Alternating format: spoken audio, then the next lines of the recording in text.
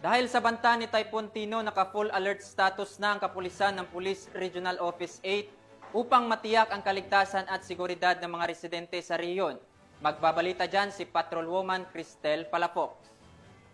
Ng Police Regional Office 8 sa pamumuno ni Police Brigadier General Jason L. Capoy ang mga hakbang sa pag-aanda at pagtugon sa posibleng epekto ng Bagyong Tino. Naka-full alert na ang Reactionary Standby Support Force at nakatalaga na ang mga kapulisan sa mga evacuation centers upang magbigay ng seguridad at tulong sa mga residente. Patuloy ang koordinasyon ng PRO-8 sa Office of Civil Defense, RDRRMC, LGUs at iba pang ahensya upang matiyak ang mabilis at maayos na pagtugon sakaling lumala ang lagay ng panahon. Nakaantabay din ang mga relief supplies at search and rescue equipment bilang bahagi ng kahandaan ng kapulisan. Tiniyak ng PRO-8 na patuloy ang pagbabantay at kahandaan ng mga tauhan nito upang agad makapagbigay ng tulong at seguridad sa gitna ng banta ng Bagyong Tino.